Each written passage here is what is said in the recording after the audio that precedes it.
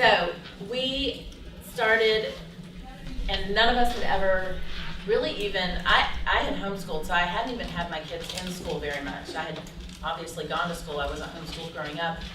But I think I would tell you now on the back end after doing this for 15 years that one of the best things we had going for us is that we had never run a school or been traditionally educated in school administration. So we invented the wheel as we went, and I would say that with what I've learned now, that is probably one of the things that made us successful. We started with what we had. We had no idea what the long-term vision was going to be. Would it help if I stand? Absolutely. Okay. So we didn't have any idea what the long-term picture was going to be. We had 4 families and 20 kids. As I mentioned, we started at kitchen tables. By the next year, we knew there was a need. We didn't know how big the need was or what God was going to do with that need. So we just literally met the need each year as we grew. We did not anticipate need and build for a need or rent for a need. We just, okay, this is how many kids we think we're realistically going to have based on our info sessions that we've hosted. This is what we think kids can pay, or families can pay. This is what we think we'll have. And I estimated expenses high and revenue low. And I ran it just like any other business should run, which is completely in the black, right? Honestly, we didn't have any big backers. I mean, my husband was on the hook for any shortfalls, so he was like, yeah, make sure that's a balanced budget, right? And we went into it. Our first, in fact, I was just looking at this the other day, our first year budget was $24,000. And so we took that money and we decided what subjects we did not want to teach as homeschoolers. So we hired out middle school math and language arts, and we hired out middle school science because I had never done a science experiment in all my years of homeschooling. My kids thought that science experiments were things that we just listed in the lesson plans and not actually did. So, sorry, I'm really tired, I didn't get the stuff, we'll do it another day. So we hired the things that we knew as homeschoolers we really needed the support in that we didn't want to teach, and then we filled in the rest, literally, because we had $24,000 to disperse between a certain number of tutors. So I literally calculated what that looked like. We hired tutors/teachers for those spaces, and then we filled in all the gaps. There were, that first year with 20 kids, grades pre-K through 8, we definitely had 2nd and 3rd grade together for most of the day. We combined classes. You do whatever you have to do. This idea of everything's got to look just perfect. And you're not going to begin as you're going to finish. If you're in that mode of building, you just build year by year. You don't get ahead of yourself. You don't presume that people are going to come. You just build year by year. So, in fact, to drive this point home, when we hired John Henry Spann, who is speaking in another room right now, we hired him out of private schools in the Atlanta area. He had been in several different ones in leadership there, and really dynamic fellow. We were excited to be interviewing him, and myself and my cohort were interviewing him, and after we finished the interview, we said, do you have any questions? And he said, yes, I have a question. What percentage of your operating costs are covered by tuition? And I was like, okay, it's a money question, that's me. Yeah. And I was like, it's a trick question. I was like literally paralyzed, and I think he thought I was weird. I was like,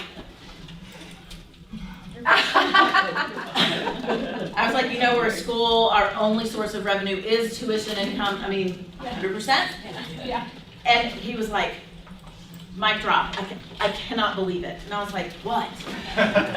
And he said, I've never worked in a school where their operating expenses are covered 100% by tuition. And I was like, well, inform me, because I'm really naive. What are they covered by then? Like, where does the money come from, if not from the only source of revenue you actually have as a business, right? Right. And he said fundraising. It's 80-20. The rule in private schools all over the country is 80-20. And I was like, that's awful. Yeah. That's awful, because I'm really tired just running a school. I don't have time to fundraise, and the homeschool parents also don't have time to fundraise. And it's super presumptive, and I feel like really fiscally irresponsible to presume that 20% of your expenses are going to be able to be covered by fundraising every year. I could not sleep at night, and I was really glad I didn't know that in the beginning. I don't think I would have done it either way. But it kind of made sense, because a few years before we hired him, I'd had this conversation with a private school up in the Northeast Corridor who they were trying to get a just a running trail of classical schools for high school all through the Northeast Corridor going, and they wanted to know what things we could share in common and things we could learn from each other. So we had this like 2-hour conference call, and at the end of the conference call, the lady says, this is the founder and operator of the first model for this school, and she said, my last question is, what do you do with your shortfall every year? And I was like, shortfall? And she said, yeah, well, we run with about $100,000 shortfall every year. I literally almost had a cow. I was like, a shortfall of $100,000. What I want to know is, what do you do with that? Because, I don't know, I still don't know. Who pays that? Who pays that, and how do you, maybe there's money hanging from loans and credit that I don't know about, but that freaked me out. But that is the norm. So my best advice to you is to never, ever, ever spend what you don't have, and that will guarantee the longevity and the solvency of your business. You are running a business just like any other business, and the most important thing that you have in order to fulfill your mission is solvency. Because I can stand in front of parents and say, this is who we are, we're not compromising on it, we are established for this purpose, and it may not be for you, and that is okay, no hard feelings. It's exactly like what we talked about. Our mission is what we hinge every decision that we make in the school hinges around that one mission, to rebuild families and help them be the Christ-centered, vital cell of society that God has intended families to be from the beginning of time, right? And if I have to compromise on that to fill seats, and that's what I'm seeing right now, the problem with private schools is that they have to fill seats. So their mission isn't whatever they've written on their website, their mission is money, because they have a shortfall. So the minute that you lose that, you have no mission except to make money. And I cannot articulate enough how important it is that you are solvent so that you can have a mission, right? Okay. We had parent volunteers in the beginning to cover classes. I don't recommend it if you can avoid it, because parents who are volunteering and don't receive a check, we're all human, we don't show up on time. We don't show up prepared. We act like we're doing someone a favor because we're right? But in the beginning, it was a necessary part of staying solvent, right? So we did that in the beginning. As soon as we could get away from it, we hired teachers for every single hole we had in the schedule. We all wear many hats. We still do that 15 years into this show. We all wear many hats. I teach. Almost every one of us in the leadership team teach, and the reason is because when your feet are on the ground in your business and you're really connected to the end user, you have your mission go from the top all the way to the bottom. If I was only in the office and I was not present to the teachers and the students, it would really lose a lot of the culture. I think that is what part and parcel of the success of our business is our presence on the ground floor. By far the two biggest expenses in any school are teachers and facilities, and managing those, it's a challenge, but it's doable. It just has to be done with a really, really careful prudence. One other thing I just want to share with you, how we built our building. So we went from renting inside of a school that we started, I could see the writing on the wall, and when your entire school is hinging on someone else's generosity or tolerance or a lease that runs year to year, because that's literally what we had. He would give us only a 1-year lease at a time. So that told me that in a year that he decides, even though he's a beautiful Christian pastor, he has his first mission, right? And we are not it. So I was always in the back of my mind going, we need a better plan. And we drove all over. We looked at retrofitting industrial space. We looked at building. We looked at all these things. We had a lot of people tell us we were crazy for all of it. And so we were like, yeah, we're crazy. No, we're moving forward with crazy. But it took a lot of prayer and trust, but we met with our parents. At the time, there were 120 families in the school. We are 5 years into this rental relationship with this beautiful Russian ecumenical pastor that we were renting from, and he had kind of alluded to the fact that we were growing faster than they were, and it was a little bit of a problem. And we told the parents, in order to guarantee the going concern of this school, to guarantee that it is here for the future for our children and even our grandchildren, we have to build a building, and we're going to need, I basically took the estimates that we had for what the model would take, what the model would hold, which is about 550 students, and I'll explain that if anybody wants more details. I took what we knew the model would hold. That estimate came out to $3.6 million. I had met with banks, and they had said the minimum injection was gonna be about $800,000 based on the percentage injection. And we said, okay, so if you divide 800,000 by 120 families, it's about $6,000 per family. We're gonna ask every family to contribute a minimum of $2,000, because I knew that that was probably doable even if a family had to fundraise. And we do have, we're here to serve that, that what I talk about is the 20 to 80%, right, in the economy. The elite have good schools that they can pick from. The solidarity schools exist for the extreme poor, but there is nothing for the 20 to 80% or the 10 to 90%, if you will. And so I'm like, this is where our families fall. They don't have $1 million to give us, but they can fundraise $2,000, and some of them can give 6 or 12 or even 18. And we did have families who gave 40. We had families who gave 10. We had families who had to sell toilet paper to raise the $2,000, but they did it. Every family in the school gave something that year. We came really close to that $800,000 mark, and then we were able, just through other fundraisers, to get the full injection, and we built. We bought land and we built, and that's the building that we will stay in, until Jesus comes, probably. So that is the way that we did it. It works. Our families were really invested, and that is part and parcel. They believed in our mission, like we believed in our mission. They knew we were very careful with their money. And they trusted us, just like they trust us with their kids, which is a great honor. So, all right, excellent. So just a heads up, you guys. We're gonna hold questions till the end, and afterwards we're gonna open up the floor. You guys, I imagine, have lots that you want to ask, but we are gonna let Dr. Marshall go ahead and speak. Would you like an introduction? No, actually, I'll take care of it. I'm a little different. I came from 30 years in the Air Force. So I did that. My wife and I had kids a little later in life. So when I was approaching retirement, we had young kids, and that's when you start thinking about education. And so we homeschooled originally, first through third and fourth grade with classical conversations. And then when I retired, I went and was a head of school of a 5-day classical Christian school in North Carolina for 3 years. And then I was just finished up recently 4 years at Cornell, which is the largest classical Christian and largest university model school in the country, with 3 campuses with a total of about 1,600 students. So 800, 500, something like that. She's absolutely right. Most schools do have to fundraise to make up that 80% number. It's somewhere between 80 and 95% is covered by tuition and fees, and they fundraise the rest. One of the benefits, and I know she mentioned it earlier, of this model is that we're the only we have a schedule that'll actually let you operate in the black. And what that is the school I just came from had kids would go Monday and Wednesday, and then a whole nother set of kids would go Tuesday, Thursday, okay? So we had to add a benefit that on Fridays, that was our electives day. So that's when you band, choir, all these other, robotics, whatever you want to put in.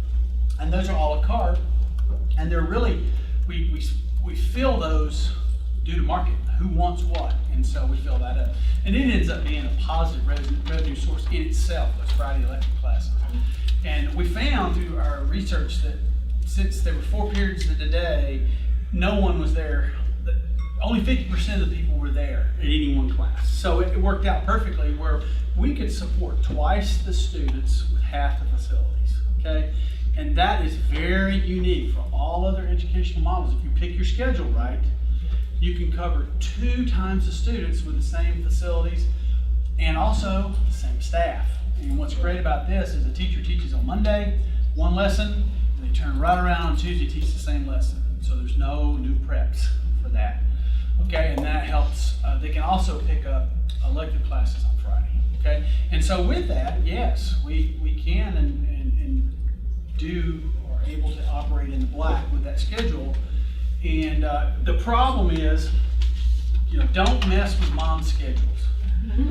Claw your eyes out. Okay? So being able to start from the beginning with that schedule is great, because you don't ever have to change. And what's beautiful, if you're at a certain size, you're renting Monday, Wednesday, you get to capacity, you don't have to go buy a new location or find a new, you just start up classes on Tuesday, Thursday, boom. And at almost no additional expense, you start moving towards a doubling of your revenue, okay? So that is a very, very unique aspect of our model. We love the home time in our model. So if we schedule properly, we can actually use it as a financial benefit. Also in the startup phase, I think trying to find a church that you can rent from is a great opportunity, because a lot of times churches, have all the facilities sitting fallow during the week. And so it's a natural, you don't have to be that denomination, you just have to get a church that's willing to have a, whatever type school you have in there. So we're a Christian school, so I'll say it up front, so we have some advantages there in the fundraising side. And then what we're doing, I come from University Model Schools International.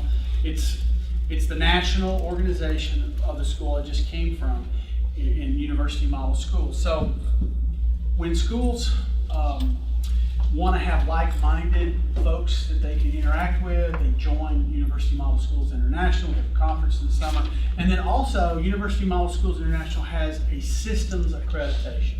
So we come in and do a certification at your school, and COGNY accepts that as accreditation, which is a great thing, because having accreditation makes a lot of difference, with parents. And then it can, what it basically says is, you are who you say you are. So this organization, you're a member of that, and you not only get the collaboration, you get the conference, you get the training aspect, but you also get the certification, which turns into an accreditation, which is very important. So schools come to us and join and do that. We're coming up with a second option now, and a lot of it's based on this economic piece. And internally we're calling it School in the Box, but we're basically building a box, putting all the good things that we know work in that box, and we're going to keep all the things out of it that we don't. And some of the things are going to be in there. We're going to centralize all the back office functions. So if you're a school of 100 or 500, you got to do all the same things. HR, payroll, you got student communication, you got the student management system, you've got your insurance, all those type of things.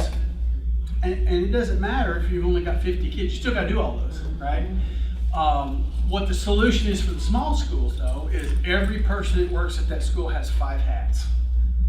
That's the solution. So there are 4 or 5 jobs, okay? So what we're proposing is we're going to centralize those things, everything that can be centralized, website, support, all that, in one place, and distribute those costs out to different schools that want to join this version. So that's a cost reduction. So you don't have to manage a website, you don't have to manage that school management system. We take care of that, and you join into that. Second thing is we're going to start off with this schedule we've mentioned right from the beginning.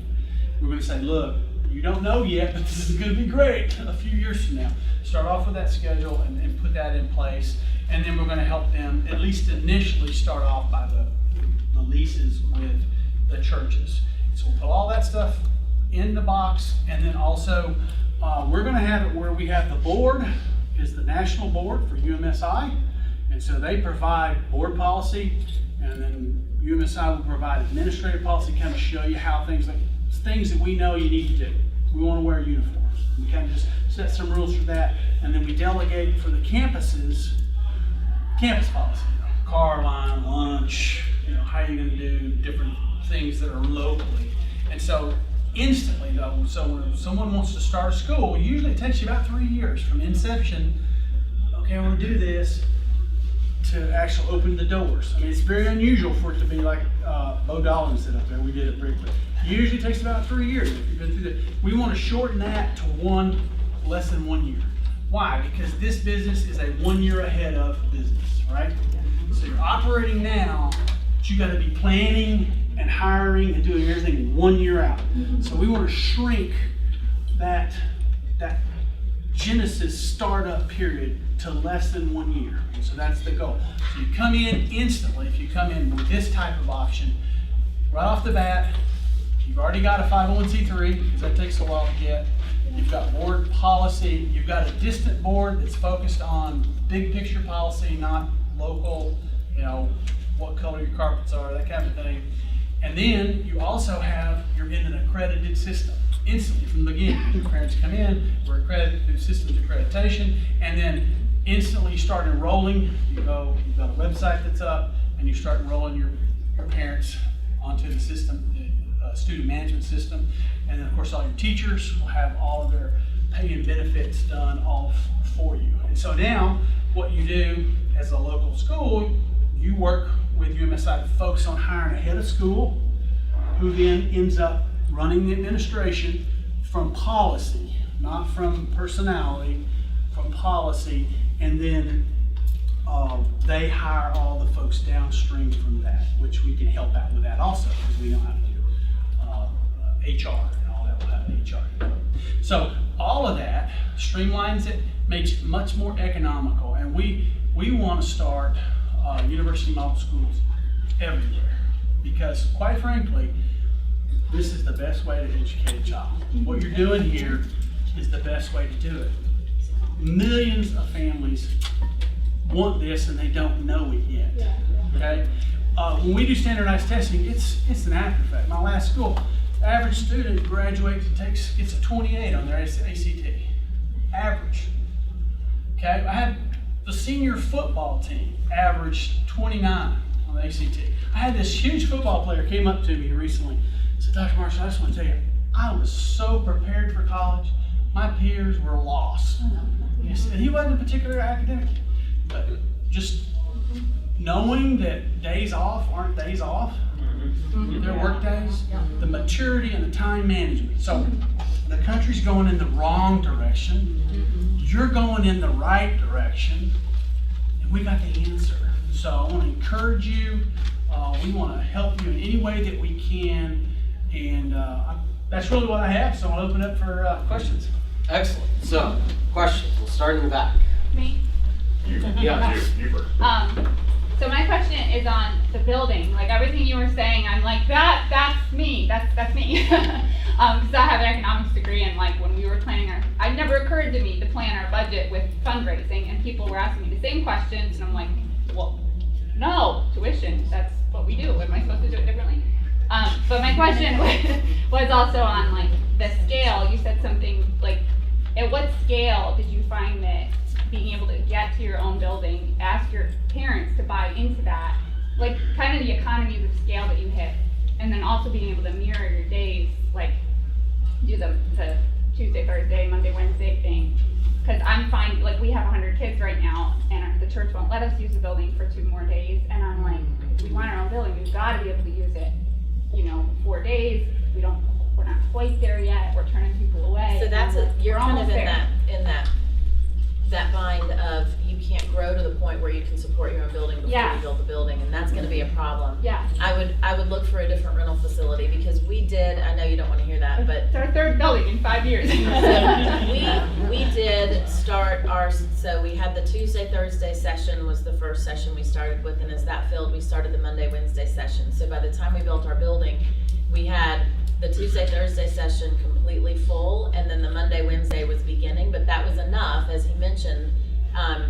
That gives you that second round of income that gives you the seed money, and it actually expanded our family base to that 120 family mark, which made us, I think at that point we were running at about 250 students. So we would have not been able to, the timing was pretty essential, we would have not been able to build with 100 students. We would not have had the seed money or the revenue that it took to sustain the building. You get that second set of days to get that pool. Yes. Yeah, that's exactly where we're at. And we're different in that our high school is 3 days, so we only have one high school session. So both our Monday, Wednesday, and our Tuesday, Thursday lower school sessions feed into one high school session. Okay. And for us, we have found that works because high school carries its own need for momentum. Yeah. And there's a social aspect. It really does have its own culture, so to speak. And we found that the 2 sessions coming together in one high school. Granted, we only have one of every class in Monday, Wednesday, one of every class in Tuesday, Thursday, and those merge so that we have 2 of every high school class. It works really beautifully in our system. So we do have, for the lower school, we have on Fridays we have those electives, those extracurriculars. We have a performing arts, a fine arts. that the kids can take that are extras. They're a la carte, they're extras. It's just as demand warrants it. And then the high school it's a full high school day. So our building is full on Fridays because we have the high schoolers there, and then we have these extracurriculars for the lower school. So it's still being utilized 5 days a week. Yeah, there's different ways to get this doubling.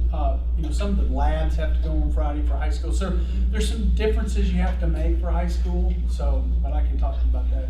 Yeah. I have a question. So you said 80 is your tuition, 20 is your fundraising. In between those two, what percentage of that is possibly foundation, private grants, or congressional appropriations? Whichever direction you're going? It's typically not. I mean, foundations are a lower. Grants are you have to write them. They take a while. Typically, it's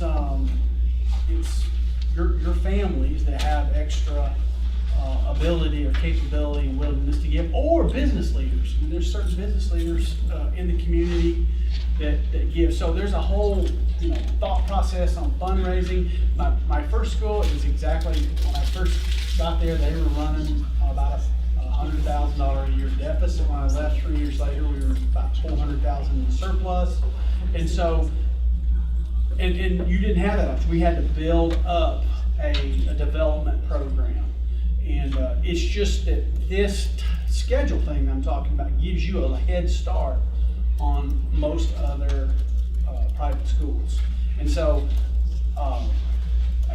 it's somewhere, almost all of them are somewhere between 80 and 95%. There's very few schools that do 100% and pay for their operations just through tuition and fees. And so I think you have the opportunity here. You might start that way.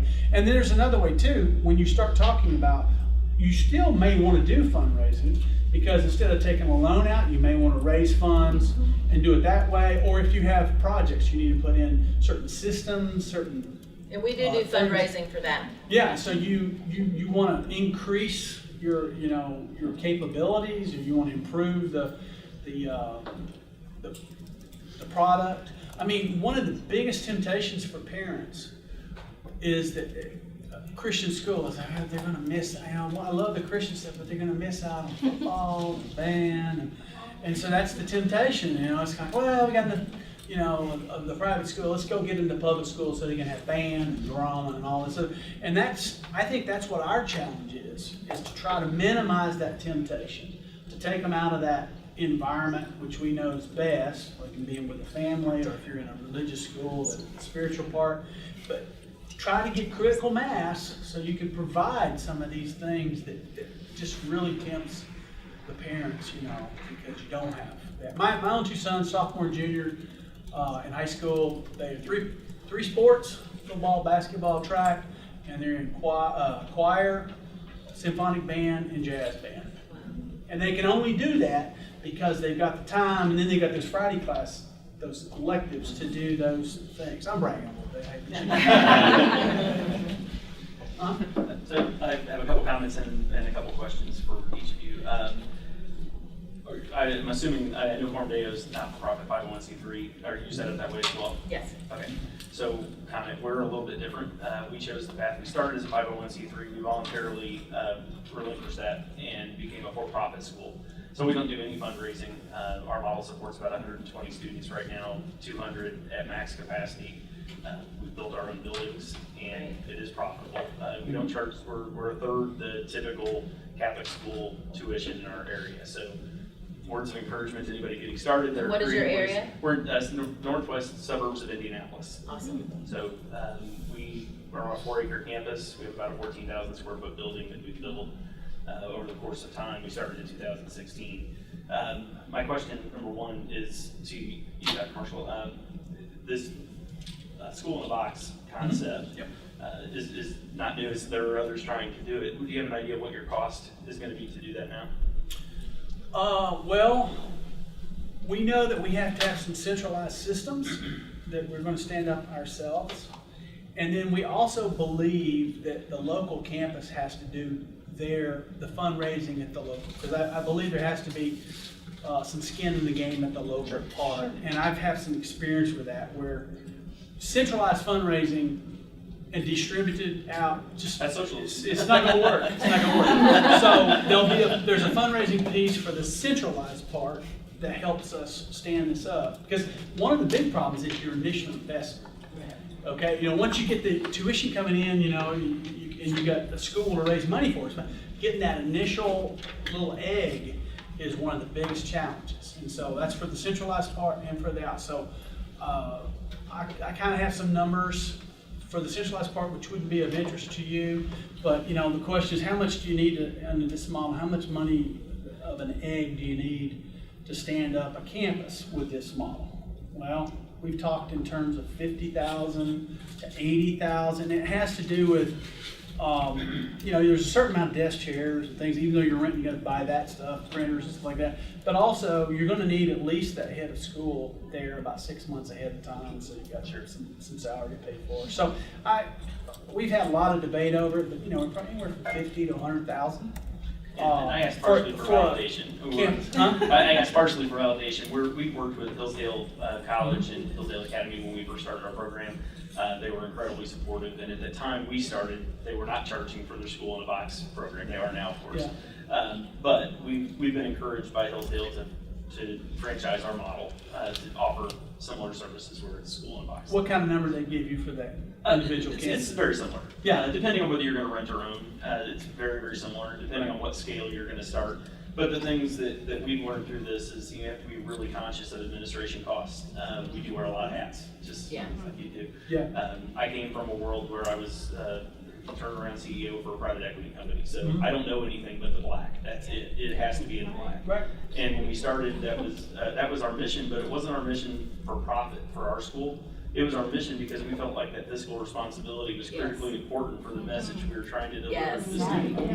And without doing that, we knew that we would be hypocrites. We would be just like the school district who's constantly asking for referendum from the taxpayer, and we just couldn't do that. Absolutely. And Financial responsibility. yes, that's number one. One of the things we want to do is we have some of these very successful university model schools out there.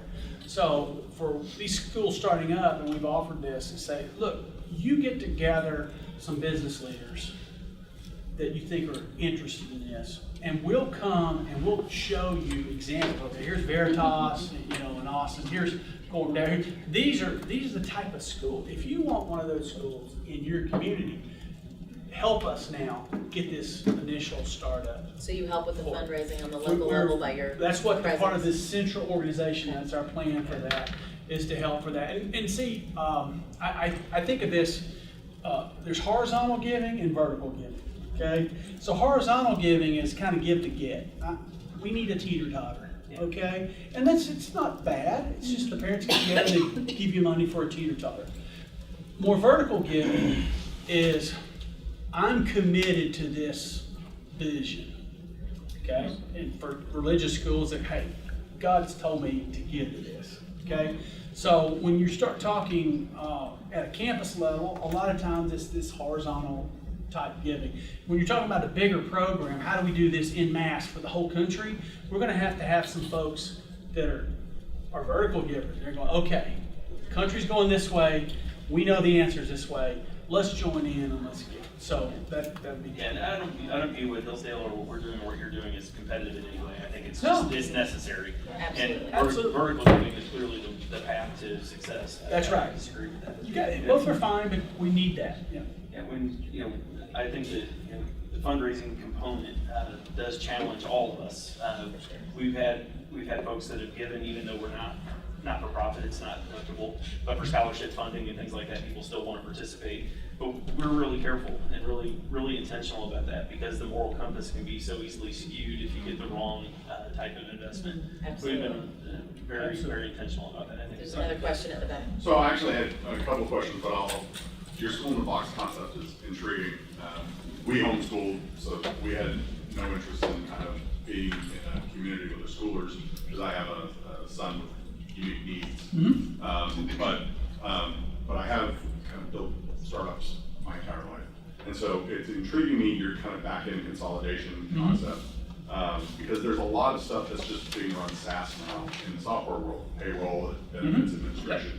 it's pretty simple to kind of put that together. Yep. Right, so I literally have one person that's been 3 hours a month doing all of ours, right? So, given that you can do that, right, and I can do it for under $100 a month, right? What is the additional benefit of that? And are you doing things like, are you centralizing that benefits administration? So are you getting economies of scale so that you get better rates? That's the idea behind that, yeah. You get, yeah, just the actual, if you're doing off-the-shelf software stuff, that can be done fairly cheap. And it's really cheap to add another campus. I mean, or a website, you just add another landing page to it. So we know all that's done. There's other things, the benefits piece is a little bit, harder. The insurance piece, some of these things, but whatever difficulty there is, it's even more difficult for the local campus. Because what we have at UMSI, we have people call us all the time. Hey, I'm interested in starting a school, and then they get it, well, you gotta do this and this and this and this, and there's like, hopefully somebody will do that. And it just overwhelms, right? And we have people a lot of times call up, want to do it. Dr. Turner, he knows people call up, want to start that, and then it's just too much. If you're just a new person starting, it's just too much. So that's what we want to help. And that's one thing about the national organization. It also, you get to talk to people who've done this before, and give you a little bit of guidance. So, just real quick, the one thing I actually want to say, so my wife is teaching at a hybrid school, but what's interesting is that school, that they've moved to 4 different buildings in 5 years. But what we found, and we're here in Atlanta, there are so many churches that are ebbing and flowing in terms of their own membership. So we have been offered 2 church buildings at a substantial discount. So my suggestion to you is shop around churches that maybe are a little bit older, and you might find that actually getting one of those buildings to purchase is cheaper than actually going. And Definitely. I'll make a suggestion along those lines. We got our building as a lease to purchase, so we leased it for 2 years. That helped us make the down payment, because some of that money went toward a down payment, and then we bought. It is such a synergistic relationship, and you really consider that. But the model is that if you buy that, you lease it back to them on the weekends. Right, That's another exactly. And so you're actually, they're paying you now. Yep, that's exactly what we did. Exactly that. Yep, the Yes. school I came from did that. So we're, our group, our hybrid program, we started as a homeschool group, 1 day a week, and then added a second day when we filled, and then added a 2-day hybrid program. So we're 4 days a week, but only 2 days are hybrid. And in talking to a lot of the different people here since we've been here, it seems like one of the common themes with the hybrid programs, and we've seen this some ourselves, is that you have some parents who really jump in and are great at what we term the at-home work days. We don't say homework because we want them to really embrace not only the homework piece, but also the instructional piece, because you can't give your kids everything you need in 2 days. And so we have this percentage of families that are just phenomenal, and then we have a percentage of families each year that I think no matter how much we try to prep them, they just aren't willing to do the work. And then we have maybe, this other group in between where if we can work with them and get them going, like they can become this group. And so budgeting wise, for retention, like where and what are some of your, percentage numbers that you would put toward that? And also where are some areas where you can get the most out of your budget for retention with the parents? Because the kids are great. It's the getting the parents on board sometimes with actually doing the hard work at home rather than thinking they can get it done in 2 days with us. So we combat that with a lot of parent training and teacher training. A lot of the breakdown that we see with the parents, some of it is they're not always a mission fit. Some people love the idea of it, but then when the rubber meets the road, the kids around the table and mom's presence just isn't there. And those people usually don't last in the system, or their kids flounder in their meetings. And when we do call parents in for meetings and it gets repeated because the child suffers, as you mentioned. However, what we have also noticed is that if the teacher is communicating really well with the parent through the lesson plans, usually it helps if you make it really clear and doable for the parents. So we look at ways that we can really mitigate a lot of that, because we don't want overwhelmed parents. A lot of, as Catholics, a lot of our parents have, they're homeschooling 3 and 4 and even 5 and 6 kids at a time. And so we want to make it doable and reasonable and not overwhelm them, but also give the kids a really good quality product, good quality education. So there's a really careful balance there, and we're constantly reevaluating on our end ways we can streamline that. 2 years ago, we added parent trainings. It's kind of like a mandatory parent training day at the beginning of each year where it's grade level specific. So IEW is going to meet in this room so that you can learn how to set up your file for a success with IEW, and you'll know what the keywords and these tag words that it takes a while to get accustomed to. Same with, we use Abeka in K through 3rd. And when parents come into kindergarten with Abeka with all the charts and the phonograms, and they're like, ah! So we have an Abeka training that's also mandatory. And some of these things we upload to video and we just send the YouTube home, and if parents are floundering, we're like, don't forget to watch your training video. So a lot of it is in the parent training. We do charge our teachers with covering all the new material. From 4th through 12th, the teachers cover all the new material on those days on campus, period. Yep. We do not want our parents teaching, because every kid's going to come in a different place on Wednesday if the parents have taught, no, we did it this way, no, we did it that way. So we want that consistency to be there, and the parents to really have that support of the new materials all covered in class. What the parents are doing at home is that review, revise, correct, check, correct, mastery, right?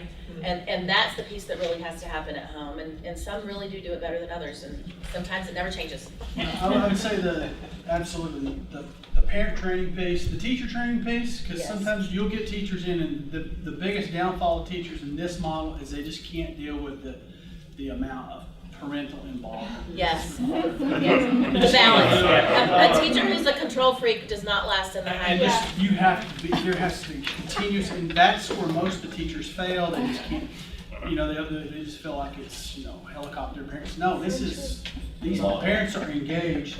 And then the last thing I'll say is, and it's probably completely incorrect, but this model typically has to have someone, you have to have someone, breadwinner, and you have to have someone at home with what I call the home component, okay? And that typically means intact families or some other help. So maybe it's a grandma or an aunt. So you got intact families, not that we don't have other than that, but this is a family-centric model, and it requires an entire family. Go ahead. That was my question for everybody in here who runs this type of school. Are any of these parents both working? Sometimes, some of them. There are. Some of them It work works. from home. Some of them hire somebody who comes in. Yes. That is the great minority, because they're missing the essence of what we give them, which is time together, which we emphasize that over and over again in our open house that I referred to. We absolutely say in our open house, if you are not interested in homeschooling, this is not the school for you. And we make it very clear, because what we're going to do is help you homeschool your kids. We're going to help you do what God created your marriage to do, to be a vital cell of society. And so all your education literature will tell you, the more parental involvement, the better the outcome. Yes. So our outcomes, it's almost like we're cheating. Yeah, totally. And we've got so many of these intact families that are involved. It's just the best way to do it. Yeah. It's just the way it is. Okay, next question. It was just a comment based off what both of you said. So with the centralized resources that you're talking about, it's advantageous as far as operations and things. But our hybrid also uses it to train the tutors as well. So we use that centralized Absolutely. unit, so that way the people who are most specialized in the curriculum and methodology, then from that, and it's very effective in sharing it with multiple upstarts, because they're all, like you said, I call it drinking from a fire hose. They're all like, I'm trying to figure it all out. Oh my gosh. And so with that centralized model, that's another benefit if you have the ability to work with a group that does that. We as a community learned a lot during COVID, with the teams or the Zoom, being able to do that. I mean, we took one day off and converted completely to at home. We know how to do this. We can do. So if we can't find a chemistry teacher, We can get one. I mean, we can figure it out. So, yeah, we've actually trained well here in the last couple of years. How do you, it's a three-pronged question. How do you set tuition when you're starting off? How do you budget for tuition increases with your environment? I mean, there's a lot of trust that goes into this, so I'm assuming there has to be some communication. Well, in these university model schools, we like to be somewhere in that 1/2 to maybe 2/3 of what a 5-day private Christian school would be. Somewhere in there, okay? So I think you can do some triangulation. So you go to who you see to be your peer competitors in the area and say, okay, they charge this, and you know, that 1/2 to 2/3, and then you kind of back it out and say, well, how much it's going to cost us, and you iterate that way. But I would definitely look at your market. So it might be different in Hobbs, New Mexico versus DFW area. It's going to have to be. But here's the thing, you know, we're nonprofit businesses, but we are businesses. So at the end of the day, the left side of the equation has to be greater than or equal to the right side of it. And that's the part that we're trying to talk about today, because it's so fundamental for you being successful, is that the left side be greater than or equal to the right side. Yeah, I just wanted a little bit of, I have two questions. One, the $2,000 that you had the families commit to, that was outside of them paying tuition monthly, right? Right, so we asked for that donation over and above the tuition price. And I will say our tuition is more like 1/3 to 1/2 of what private schools in Atlanta are. We're not in the 2/3 at all. We're more closer to 1/3. And I meant to tell you that, I'm glad you brought this up, that as a way to guarantee, since we still don't have a big benefactor or a church backing us, as a way to guarantee the long-term solvency of the school, if we have major capital repairs that need to be done, because it is a big campus for us, you know, for our little fledgling school, we asked every family coming in since that time to contribute a minimum of $2,000 in addition to tuition. It's a one-time per family, not per student. It's a per family investment in the building, and all of that money goes into a capital repairs fund that I hold separate. It's not used operationally at all, and it is a way that we have, you know, a few $100,000 always in reserves if I need an entire new roof, or the field gets army worms again. So stuff like that we're not freaking out, being set back, and families who come have an investment in the building, so that the founders of the school, the builders of the school, are not the only ones who are holding the hook for the investment in the building. I have one more question. I was just wanting more clarity on what you do. Are you saying that we could potentially join the National Association of University Models? Or what do you run several of these, or you run one? There's about 85 to 90 university model schools in the university model. Now, university model is a trademark name. It has a very specific meaning. It means that you meet the certification requirements, and a lot of that has to do with being able to get accredited. Yeah. So there's a certification process for that. So there's an organization of these schools, and yeah, sure, schools can join. Go ahead. May I quickly answer that? Absolutely. The answer is yes. You can become a member of the National Association of University Model Schools. That comes through a conversation and explanation from the executive director, Barbara Freeman. Once you understand what that is, you can become a member, then come to a new school development workshop, where that's about a week-long session, where training is given, the whole shebang, and then you're off and running. But yes. Is it open only to Christians? Yes, it is. It is a distinctly Christian organization. And Catholics are not included in that umbrella? Catholics are not right now, but I can tell you this, Julie. I felt like you're a cousin I never met before. We have an awful lot in common. A whole lot. Well, I will tell you that when we set up, I had many phone meetings with Barbara Freeman, and she was amazingly helpful, but at the end had to walk me out the door because they could not work with us as Catholics. So I just wondered if anything had changed. Right. I don't think that has changed, although in my heart I'm thinking, why can't we make that work?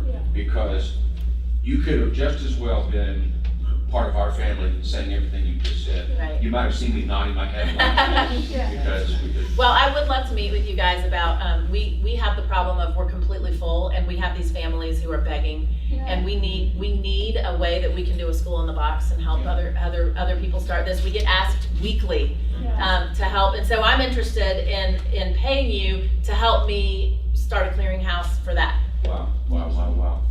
Well, Great. we got lots to talk about. Yes. Yeah, we do. I have more of an operational cost for both of you. You mentioned that you moved away from parent volunteers to paid staff, and you made the comment just a little bit ago that we can hire a chemistry teacher, we can find that. So what kinds of things do you do to attract quality teachers who are teaching part-time? What kinds of things do you do? Because obviously their compensation is not going to be the same as a full-time position. Right. So what kinds of things do you do to attract, again, quality educators who are only working part-time? So we found that was our biggest surprise. My partner within this we're kind of like yin and yang. And I was like, it's gonna be great, we're gonna this. And she's like, we're never gonna be able to find good teachers. And I was like, oh yes, we will. And so what we found is that I was right. We found the teachers who didn't have to teach, but loved the classroom. And we actually wound up with better teachers, I think, than what I had even experienced when I sent my kids to private school, because they didn't have to be there, they wanted to.